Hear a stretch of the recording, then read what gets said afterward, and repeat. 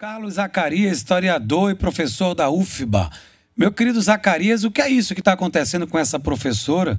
Somente porque ela apresentou um livro fantástico de uma escritora fantástica, ganhadora de vários prêmios, ganhou o prêmio Jabuti, né? Que, se eu não estiver enganado, com o livro Olhos d'Água. Que foi esse? Ela é Conceição Evaristo, justamente o livro que ela apresentou na sala de aula. E por isso, por ela apresentar esse livro, ela é afastada.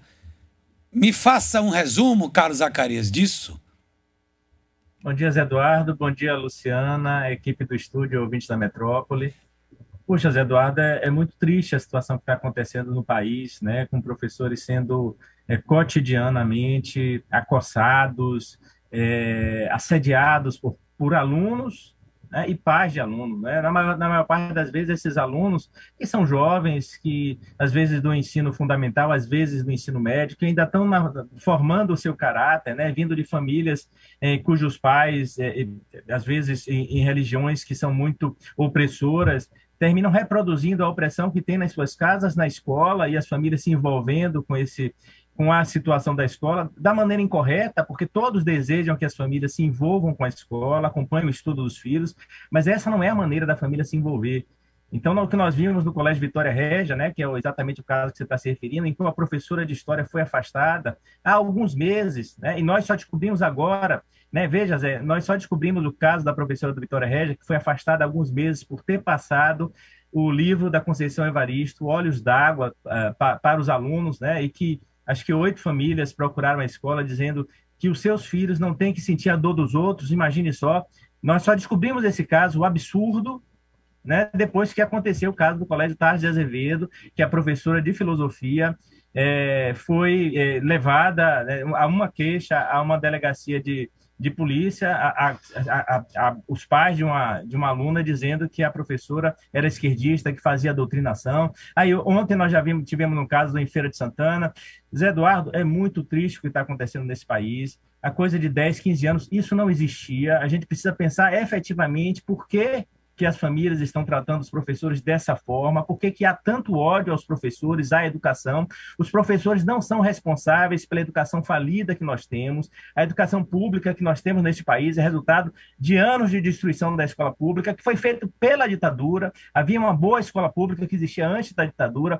A destruição da escola pública é um processo da ditadura. Os professores não têm responsabilidade disso, ao contrário, são parte da solução, mas as famílias foram convencidas de algum modo que os professores são responsáveis pelos baixos índices da nossa educação, pelo baixo desenvolvimento, e agora, pasmem vocês, pelaquilo que se diz que é doutrinação, que é a empatia que as pessoas não têm que sentir. Imagine, Zé Eduardo, se no século XIX, início do século XX, alguém dissesse que, olha, eu não posso sentir a dor de Raskolnikov, personagem de Dostoiévski, que é aquele personagem de Crime e Castigo, que terminou matando a senhoria, né, do lugar onde ele morava, e passou a vida atormentado pelo crime que ele tinha cometido. O Crime e Castigo de Dostoiévski é um clássico da nossa literatura universal. Imagine se alguém lhe dissesse que não pode viver a dor de Ana Karenina, né, a personagem adúltera de Leon Tolstói, também um escritor russo do século XIX,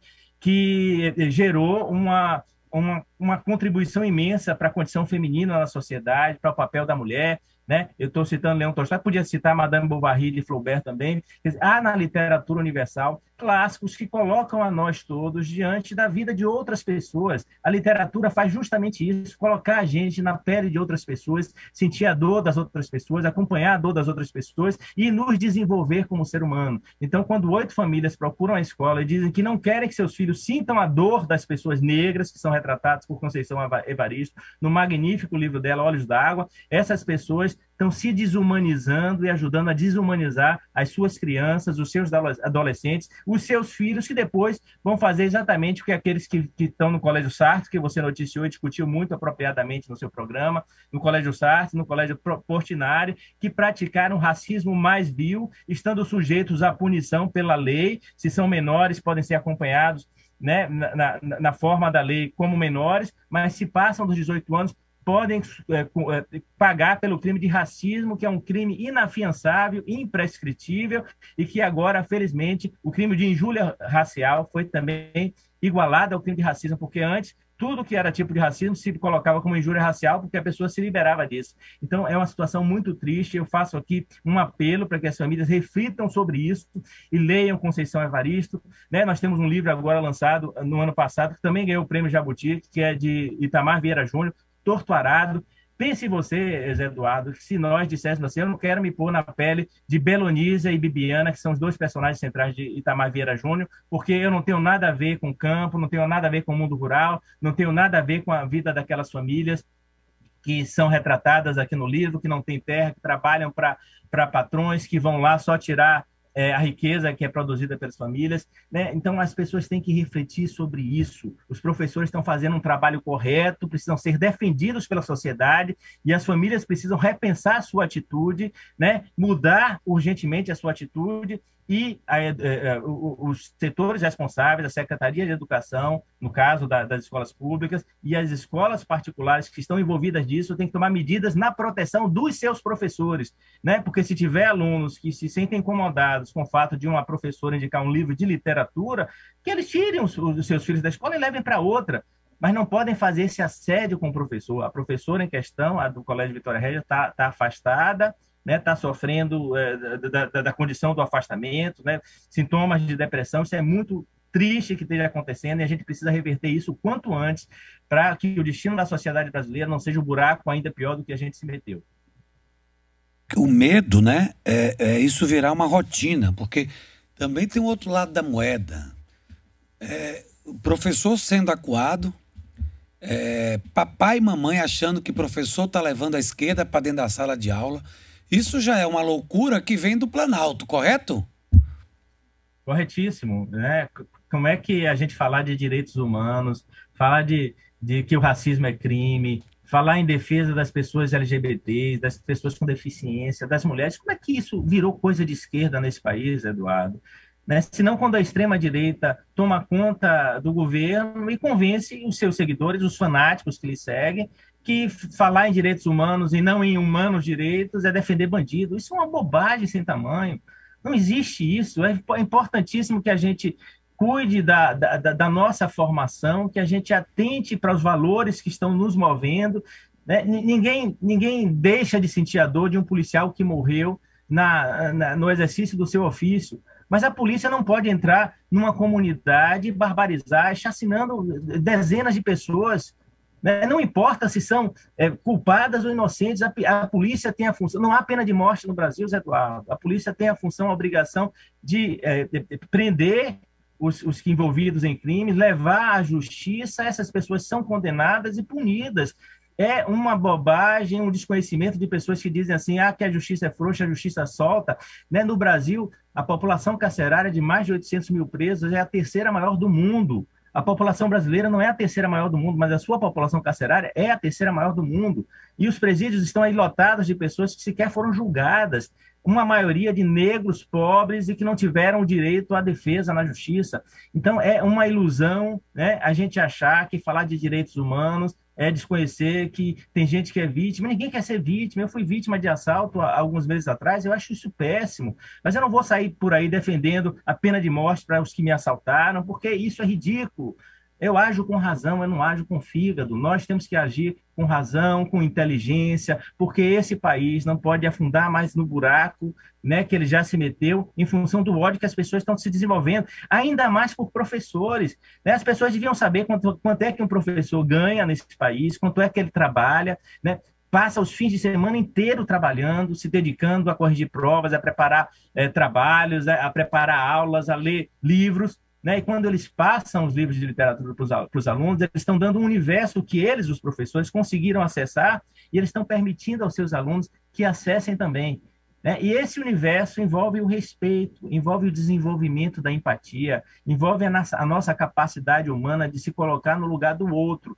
Né? Zé Eduardo, tem uma série na televisão que é muito ilustrativa disso, né? Que é a Black Mirror, né? No streaming, né? Na Netflix tem a Black Mirror. Black Mirror traz um episódio que acho que é chamado Baratas, né? E o episódio é que soldados são treinados para matar seres que estão tomando o mundo, né? E esses soldados matam os seres humanos porque eles tomam uma pílula, os soldados, que faz com que eles vejam os seres humanos de forma distorcida. Eles não conseguem ver que são seres humanos, né? E aí um soldado termina descobrindo que ele está matando seres humanos, e aí quando ele vai se confrontar com o aparato todo que leva ele a ver as pessoas como baratas, ele descobre que ele está matando humano, e aí o desafio colocado para ele é assim: você quer continuar matando esses seres sabendo que são humanos, né? Porque aí está o problema da empatia, né? E aí o dilema é esse: eu mato as pessoas sem sentir nada porque eu não as vejo como seres humanos, mas se eu as vir como seres humanos, eu não sou capaz de matar, né? Esse filme é fabuloso, né? E eu indo para trás na história, né, os nazistas desenvolveram uma indústria de eliminar pessoas, de eliminar seres humanos, uma indústria científica através da morte por asfixia com Zyklon B, uma substância que era jogada para matar piolhos, né, mas que matava por asfixia fundamentalmente os judeus, né, nos campos de concentração, porque eles descobriram que os soldados, quando matavam com tiros, né, sentiam a dor das pessoas que estavam morrendo. Então, para matar de forma industrial e para conseguir matar a extensão das pessoas que eles mataram, 6 milhões de judeus que foram exterminados ali na Segunda Guerra Mundial, eles desenvolveram uma indústria que impediu as pessoas de verem os outros sendo mortos. Nós temos que saber que há pessoas neste país que estão passando fome, que há pessoas que sentem dor por serem negros, negros e negras, por sofrerem racismo, dor por serem mulheres e sofrerem os males do patriarcado e do machismo, por serem LGBT, pessoas LGBTs que sofrem a dor pela LGBTfobia, pessoas com deficiência que sofrem a dor do capacitismo, e nós temos que não, se eventualmente não somos negros, mulheres, pessoas com deficiência, ou homens, né, ou negros, mulheres, pessoas com deficiência, nós, o LGBT, nós temos que nos pôr no lugar dessas pessoas e agir como seres humanos, sofrendo a dor com elas e lutando para que toda forma de opressão seja banida da face da terra. Vamos lá, me dê 2 minutos aí, preciso de 2 minutos importantes para que você me fale dessa terceira via que surge como um furacão, a tempestade, e deixando o Bolsonaro com os nervos à flor da pele, que é o Sérgio Moro. Essa terceira via pode crescer mais do que esperado aí, ou meu querido Zacarias? A terceira via é exatamente isso que você está dizendo aí, vai concorrer com Bolsonaro. Não é a terceira via que concorreria com Lula seria a terceira via de Ciro Gomes, que está ali empacado no 6, 8% do eleitorado. Acho que a campanha de Ciro Gomes erra muito ao atacar Lula. Lula não é seu principal adversário, né? Então acho que o João Santana, que é o marqueteiro de Ciro Gomes, está fazendo um mau serviço do meu ponto de vista. Se está dizendo para Ciro Gomes atacar Lula porque vai disputar o eleitor de Lula, isso está errado, né? O Ciro Gomes tem que tentar disputar um espaço que não é a esquerda do PT, porque ele não vai conseguir fazer isso, mas disputar um espaço que tome votos de Bolsonaro e de Moro, que está ali colado com Ciro Gomes, né? E o Moro cresce no eleitorado de Bolsonaro, né? O eleitorado que está muito descontente, né? Claro que há aquela base fanatizada, talvez aqueles 20%, que pode cair um pouco mais, né? Depende de como a gente vai até 2022, que pode cair um pouco mais e pode fazer com que Moro surja como uma alternativa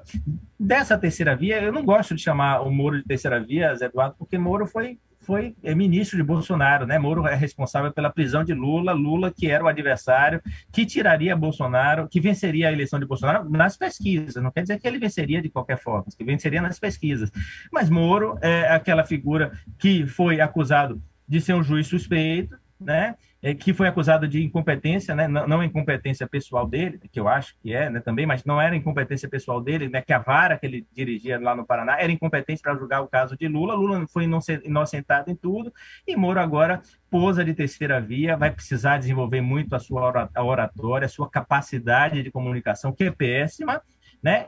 E certamente, se não aprendeu alguma coisa com o Bolsonaro, que tem uma capacidade de comunicação boa, tem que aprender com os marqueteiros, mas eu acho muito difícil que daqui a 2022 ele tire essa diferença em relação a Lula, por exemplo, mas ele vai incomodar Bolsonaro, ele pode, de repente, disputar um segundo lugar aí e eventualmente passar o segundo turno, porque a gente sabe que Bolsonaro não é apoiado pelos grandes meios de comunicação, né? Mas Moro é querido de muitos setores da imprensa ainda, né? Do meu ponto de vista, lamentavelmente. Meu querido Carlos Zacarias, aliás, Luciana Freire tem uma pergunta. Rápida, dinâmica e objetiva, porque eu já estou no meu limite. Vamos lá, Tá Luciana. bom. Oi, Zacarias. Oi, professor. Eu queria que o senhor falasse rapidinho sobre as prévias do PSDB. Esse candidato que pode sair daí é forte? Olha, Luciana, as prévias do PSDB tá uma confusão sem tamanho, né? Acho que o o PSDB agora, que podia usufruir do benefício de ter, como com João Dória, né, implantado a vacina, né, do Eduardo Leite de ter se assumido como pessoa LGBT, e da história de Arthur Maia, né, mas se meteu nessas prévias, uma confusão, eles se agridem, eles se atacam, né? O PSDB fez um mau papel quando embarcou em 2016 na aventura do impeachment, pagou um preço alto por isso e agora está tentando se relocalizar. Né? Não acredito que o PSDB vai fazer um bom papel na eleição de 2022, mas o PSDB é um grande partido, continua sendo um grande partido, tem potencial para isso. Os nomes que estão apresentados são de políticos experientes, né? Quem quer que venha ganhar aí, né? Se não houver nada de muito diferente na política, né, vai aparecer com alguma qualidade para oferecer aos eleitores uma terceira via, não obstante o PSDB tenha tido um dígito apenas na eleição de 2018, mas isso foi um fenômeno do bolsonarismo que agora certamente não se repete em 2022. Meu querido Carlos Zacarias, que prazer conversar com você. E vamos... Prazer é mesmo, Eduardo. Eleição quente a do AB, hein, Zacarias? Você acompanhou? Eu acompanhei por cima, eu sou historiador, não sou advogado, mas sei que estava pegando fogo a coisa tanto no plano nacional como no plano estadual.